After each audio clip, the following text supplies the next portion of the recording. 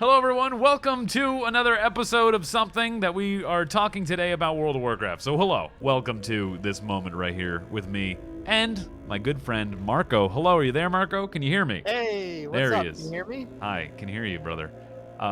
Sweet. I got into the beta, and I don't know if you guys remember Marco. If people don't know who Marco is, he ran a little blog called Just My Two Copper. That was recently, mentioned in the most passing way ever, but give us the giggles. My bellular.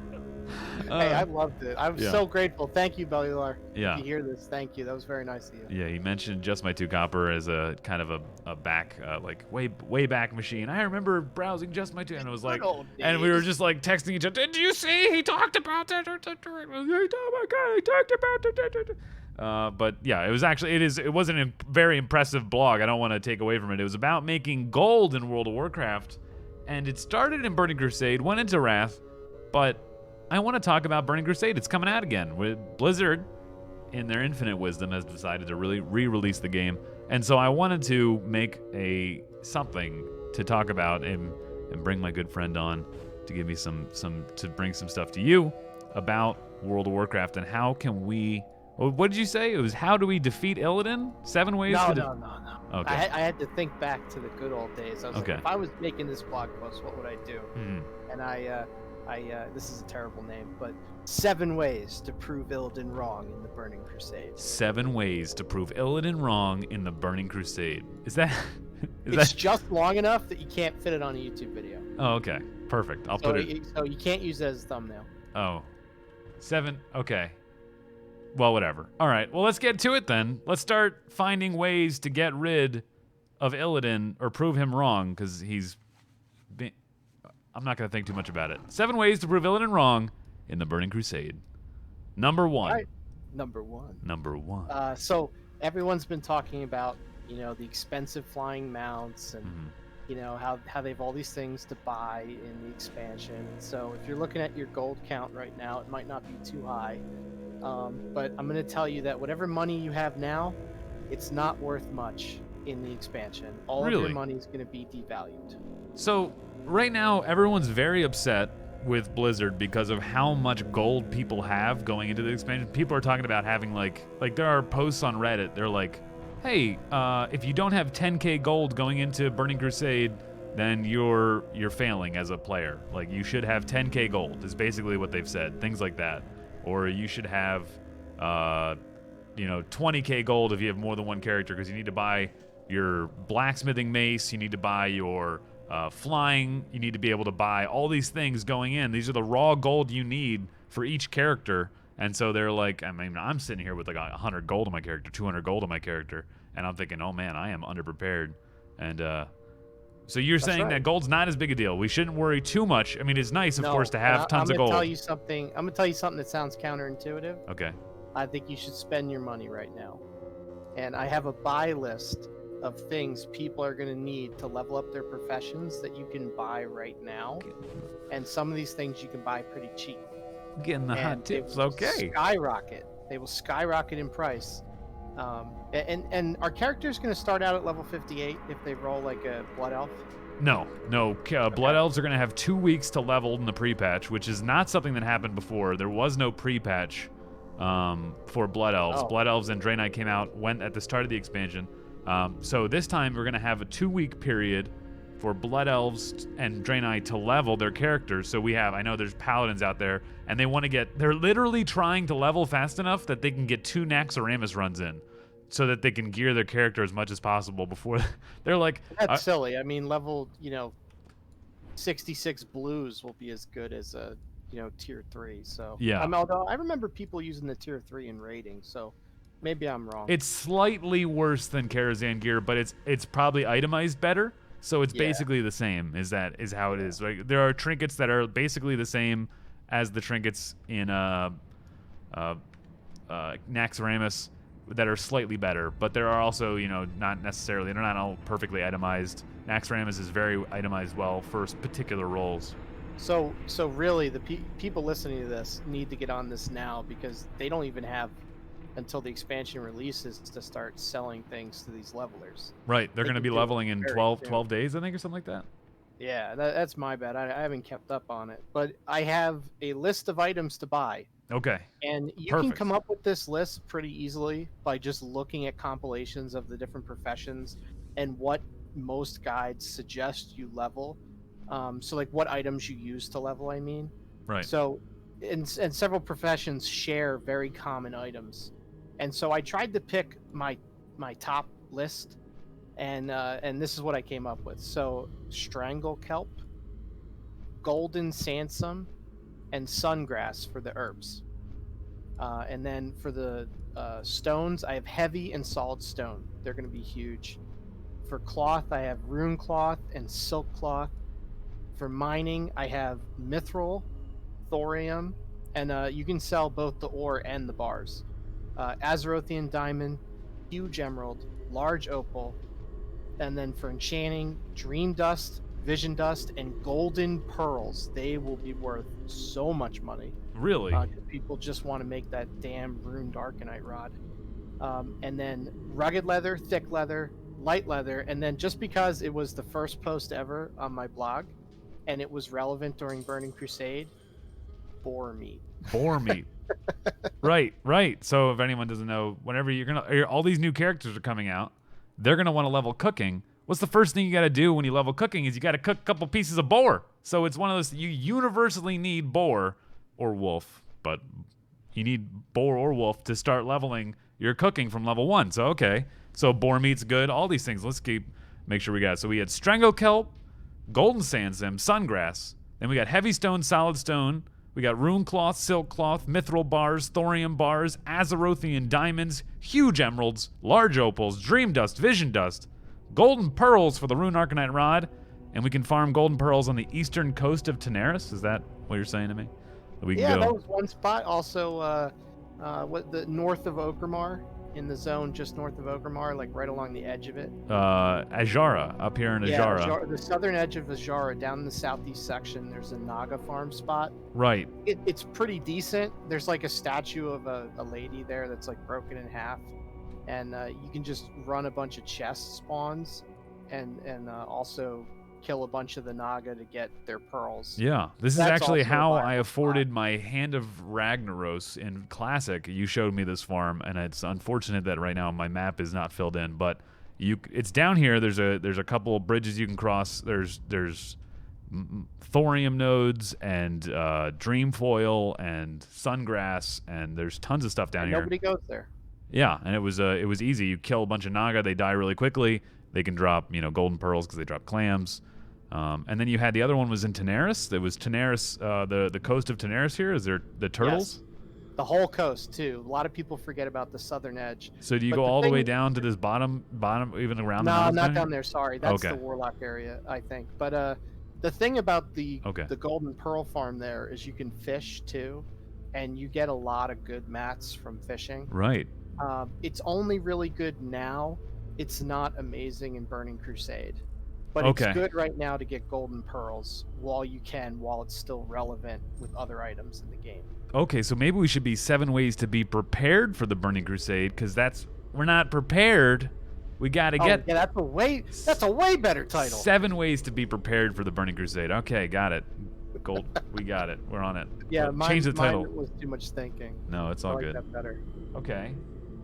All right, so those are great. Let's continue on. What are we talking about? So you have some farm routes for me? You have some you put in some work. I don't have to do anything. I just sit here and talk. You told me 30 minutes ago that you wanted to do this, so I worked hard. Yeah, ridiculous. But farming routes. Yeah. First spot, it's gonna throw people for a loop because it's not in Outland. And this is in Burning Crusade. This is during Burning Crusade, not just like the pre-patch for Burning Crusade. This was my favorite spot, and I have never seen a single player use it.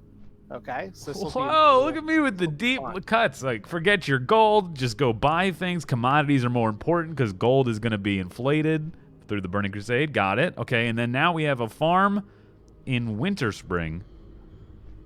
That is a great farm, is what you're telling me.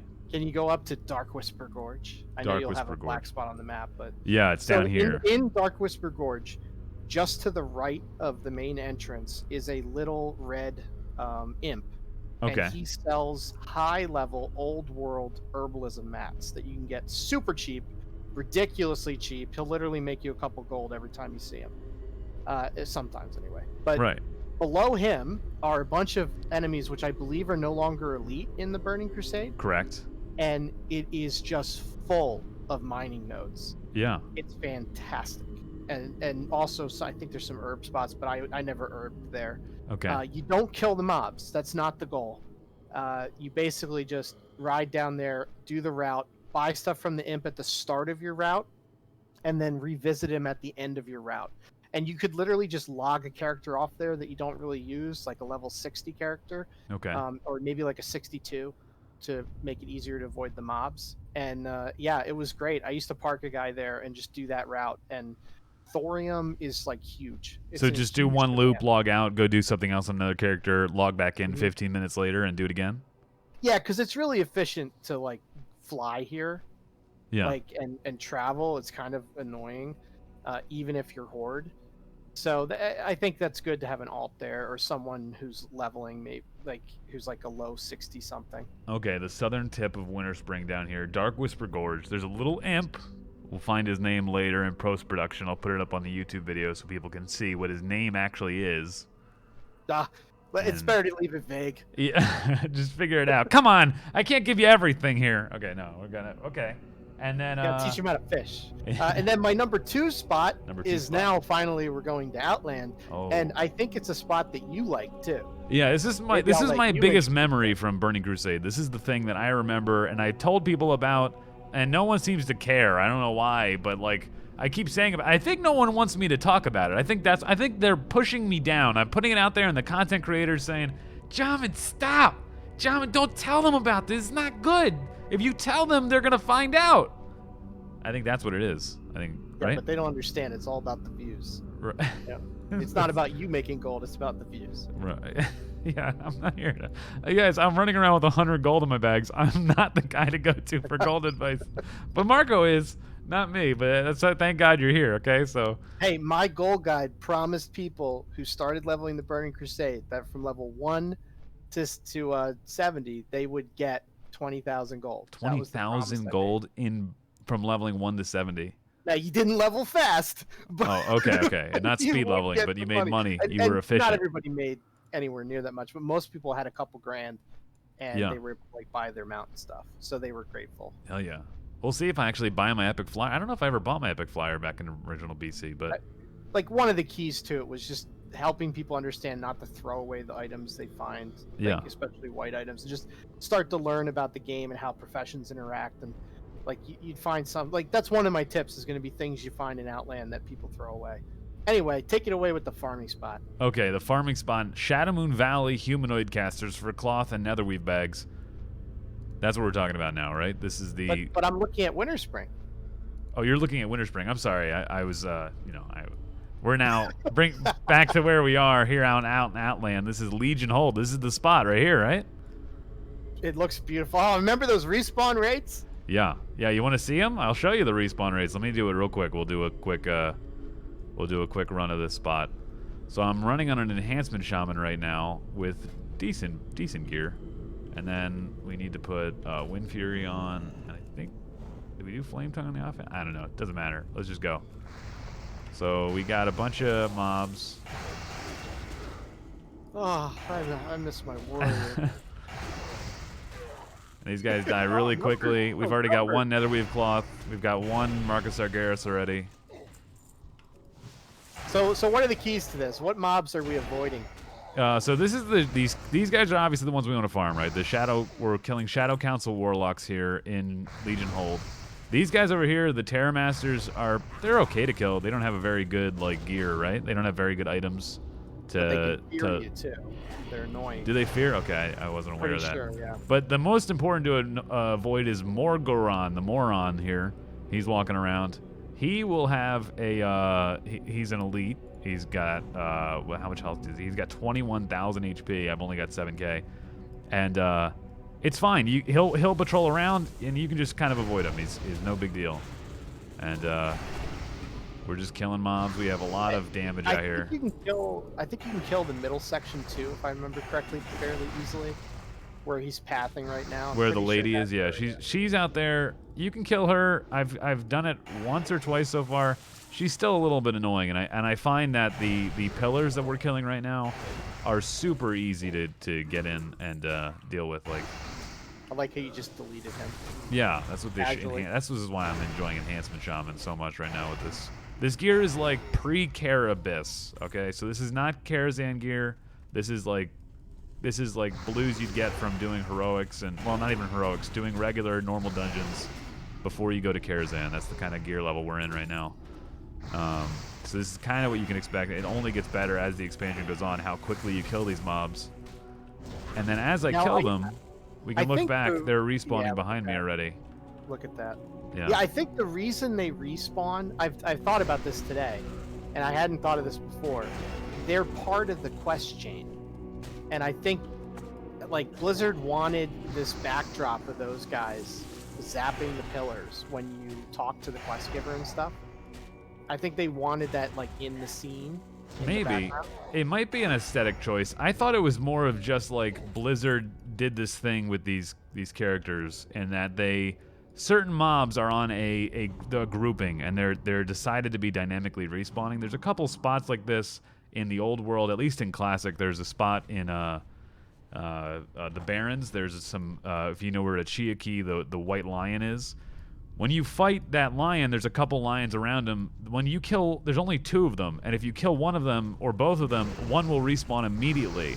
And for some reason, Blizzard requires at least one of them to be alive for some reason. And it might be true. It might be the same thing. It might be an aesthetic choice that Blizzard did. On for these certain quests that, okay, you need to have your stuff. But so yeah, this is what we're doing. I was watching you interrupt both casts. That was pretty impressive. Oh, so we've gotten Marks of Sargeras, we're getting Netherweave Cloth, we're getting, raw gold just from killing these guys, and we're getting grays. We just got, I mean, I've been here for, I don't know how long that was. I didn't really pay attention, but we've got 11 Netherweave Cloth already. We've got 4 Marks of Sargeras. We got what raw gold we got. It's a nice farm. It's easy. It's great for physical damage dealers because these guys are cloth. And you can walk right up to here. This guy won't, he won't come in and attack us. Like, it's just out of the way enough, and the only people who come here are for the quest, and they don't even care about the mobs that you're killing. Yeah. And they're going to be lower level, so they're going to ignore you. And I also wanted to mention that if someone else is here farming these as well, it's okay, because you can just each take a pillar, or however many you pull. You're basically limited by how fast you can kill them. It's not really a difficult thing.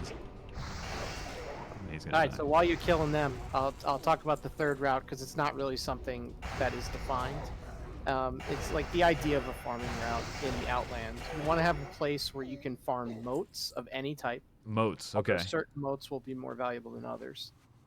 You want to be able to farm like fishing nodes, herbalism nodes, and mineral nodes, and you can have mobs to kill. But it's more important to have the other things that I listed when you're farming in the beginning of the game, like the beginning of the launch. You want the mats because that's what everybody else is going to want. Right. And like I did with the professions list, you can just look at all the entry-level profession like guides for Outland and what people are going to need and just cross-reference them. It's not hard to do.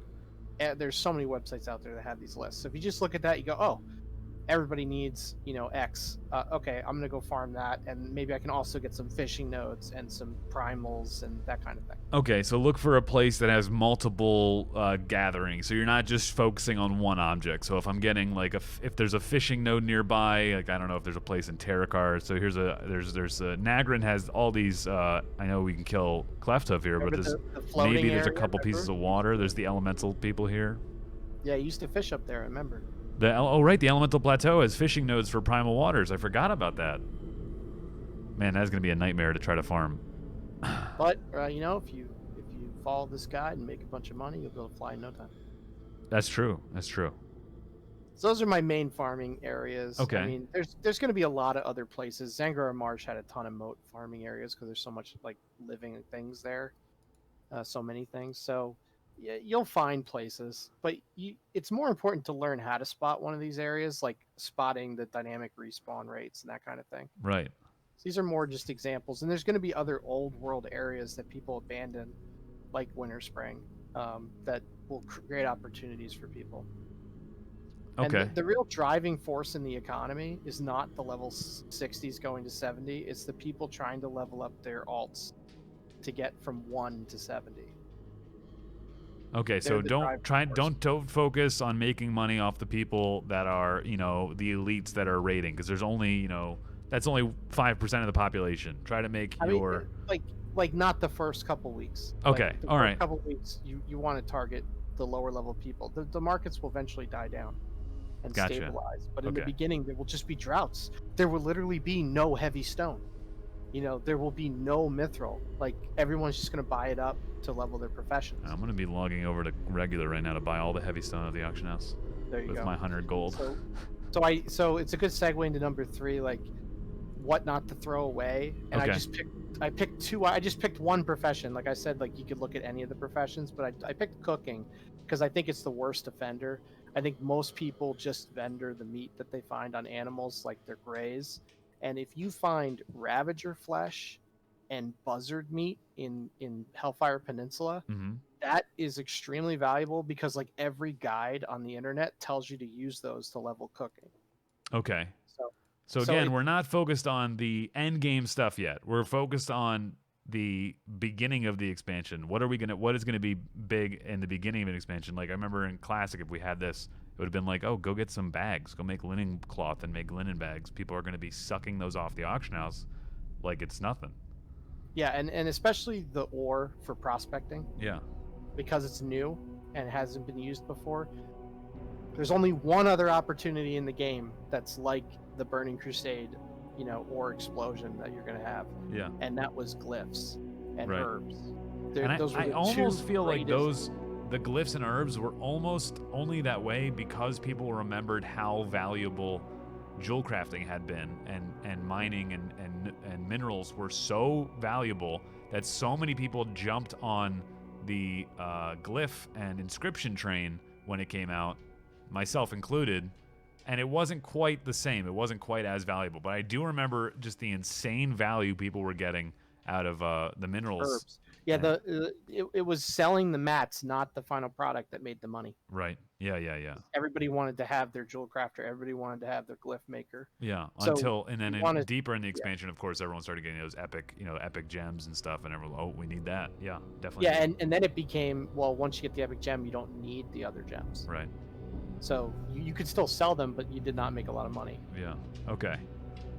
So that was number 3. Ravager flesh, buzzer meat. Don't throw away your low-level mats, and by low-level I mean your low-level Outland mats, because they're going to be useful for everybody during this huge hype, during this moment when everyone's gated to not be able to do anything until they open the dark portal. Use those mats and sell them in the auction house. Get some money. Get your gold then. And so number 4. Yeah. Shattrath limited pattern, heavy not hide leather. I remember this being a big deal and people fighting. It's kind of like what was the recipe in Ogremar that everyone tried to get? I think it was swiftness potions. Oh, right.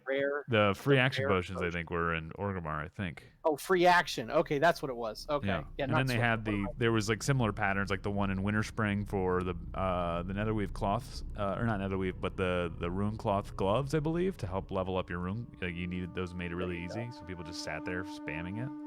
So we're looking for a vendor here, you said, in Shattrath? I don't know which one it is. It's the heavy not hide leather. Okay. So I didn't look up the exact vendor name. I just said, ooh, rare pattern. The idea was like to teach people how to look this stuff up. Like I could make a list of 50 things. Right. To find. It's more like here's an idea of a type of thing you can do to make money. And I only had half an hour.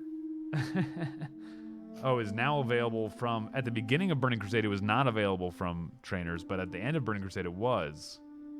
Okay. I wonder if that'll launch that way.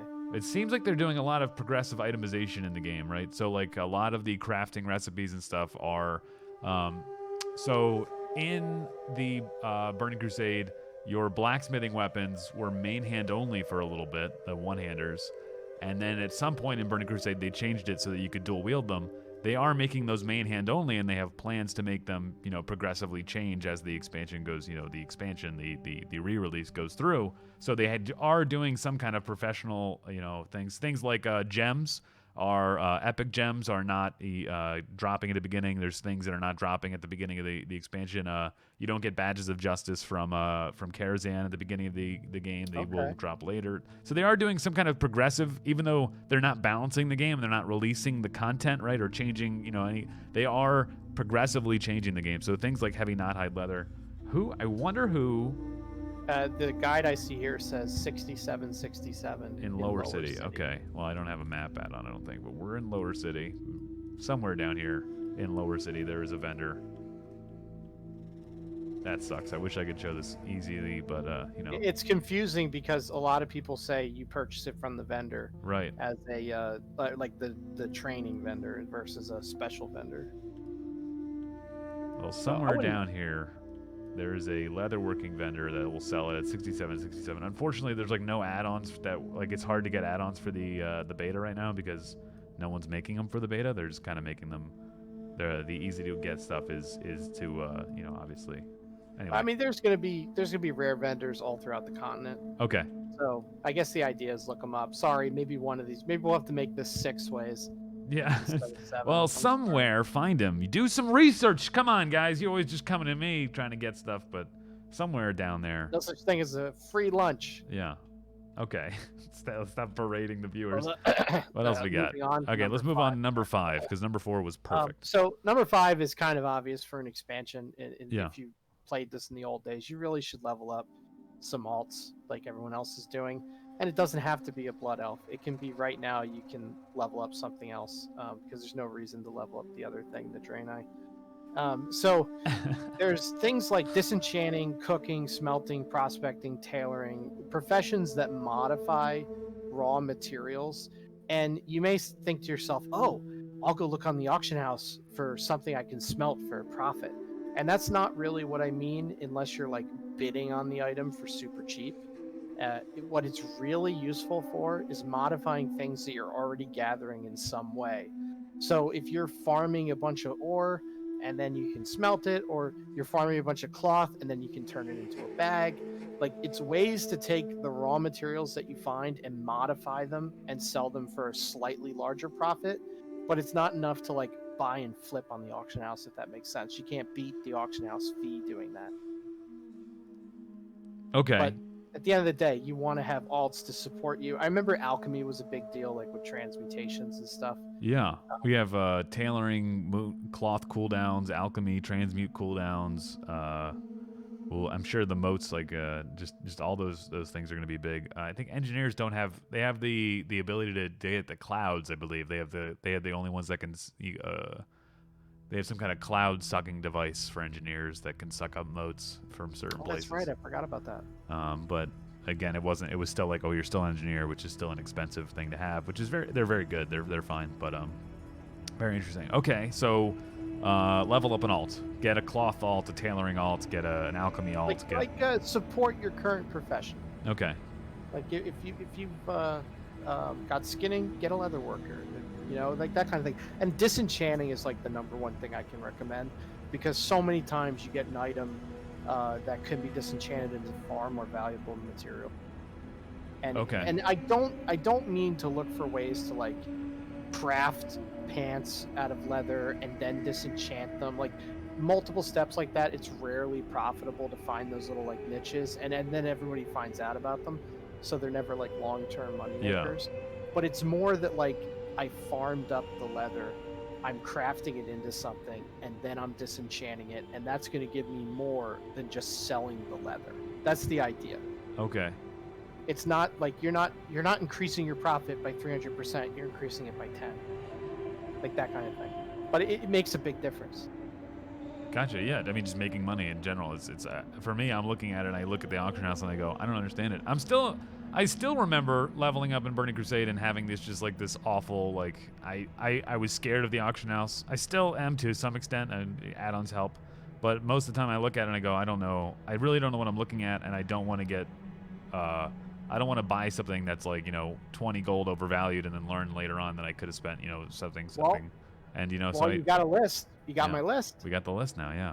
So okay. So you go on the auction house and you can, and like the wrong way to do this is to look at the auction house and type in sungrass and type in mithril bars. Like, okay.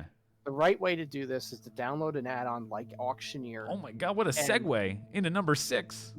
Number 6, learn to purchase things on the auction house with bids. Using tools like Auctioneer. So like you can do a fast scan where you do the entire auction house in like 2 minutes, and then you do a search on there.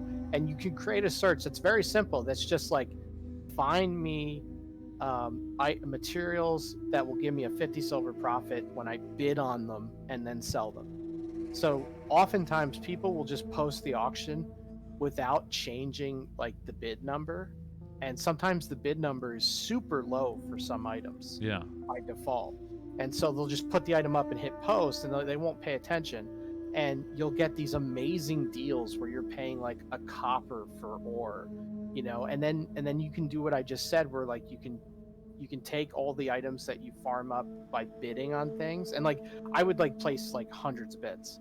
I would just go right down the list and be like, oh my god, that's a huge profit, that's a huge profit.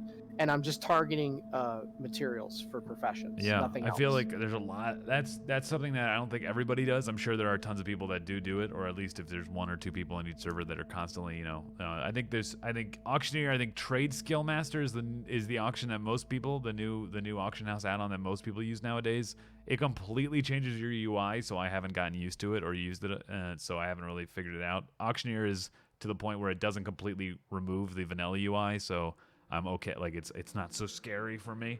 But like you don't have to just resell things, and that's what I was gonna say, and I forgot to. Was you can use the previous tip of combining items. Okay. Like using smelting and prospecting and all those other things to try and make a little more money. Okay. Like disenchanting and prospecting, you kind of have to know what you're doing. You have to look up the average value for the item. You're taking a risk when you do that.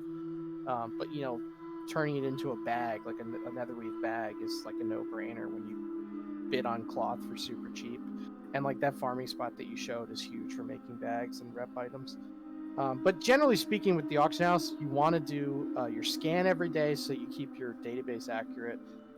You want to look for bids on things, not usually buyouts. That's pretty rare. And you're going to get like hit with a wall of items, and most of the items you won't even like recognize. There's so many items in this game.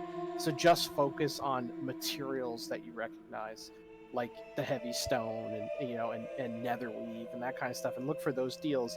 And the last tip on that is to look for things that are nearly closing. You don't want to bid on something that's 24 hours from now going to close. You're probably not going to win it, and you just put a bunch of money in there that's going to sit there. Okay. So those are my tips. And this does not take long. Like if you look up, like, I think I even still have a website out there somewhere that had like tips on this, but anyone can show you how to build a very basic search that just looks for 50 silver deals that are almost closed. And then you just go through the list and bid on them. Okay, yeah. So make sure you scan the auction house with your auction house add-on, and then look to see what things are far below their asking price, normally their market price, in bids, and then bid on things, and you'll get, you'll put money out there. You don't necessarily win every bid, but the ones you do win, you'll make a huge profit on, and whatever, it could be 10-20% profit, but better than paying market price and then trying to sell the item back anyway for the same price. You're going to lose money. Obviously, that's obvious. So you're just looking to get some, people that are lazy, that didn't put the time in to fix their bid price versus their buyout price. You're taking advantage of those people that are being lazy like that. Yeah.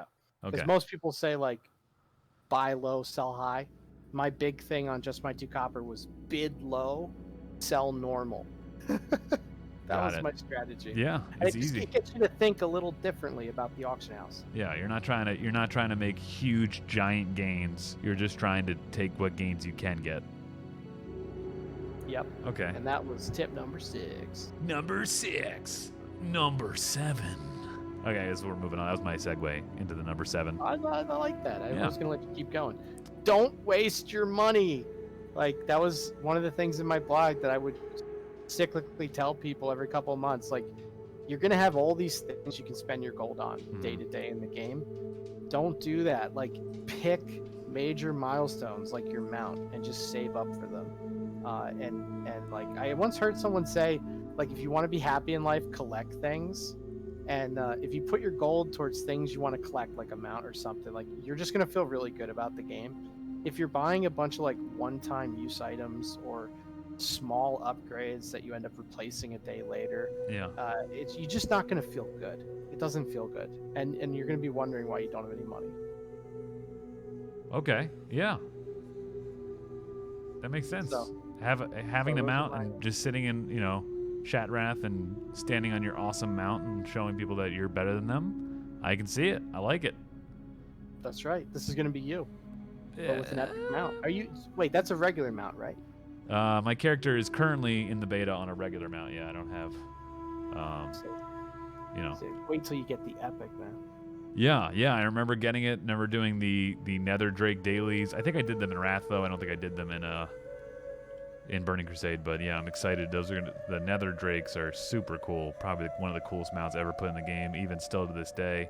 Even if they're kind of low polygon to retail standards, but they're pretty awesome. So I think tip number 7 about not wasting money applies to what you did to get your hand a rag. Like, do you remember how you changed your gaming playstyle to get hand a rag? No, I don't remember what I did to change. What did I do? Remind me. First off, you got a lot of people to donate to you. Right. So basically, start a stream. Number 1. Yeah. Jamin, 7 tips. Become a streamer. Number 8. Hold on. Number 8. Become a streamer. Let me type that into the show notes here. Become a streamer. Get gold. There we go. Handed to you. Skip 1 through 7. Yeah. See, it's all worth it in the end. That's why you become a streamer. Hire Marco. There you go. All right, perfect. I think we got it. I think number 8 is probably the best gold tip you've ever given. By far. And the simplest, too. Yeah. Just takes, years of dedication and thought to maybe get it. All right, let's not get into it. We'll not get into it. Thank you, Marco. Appreciate it.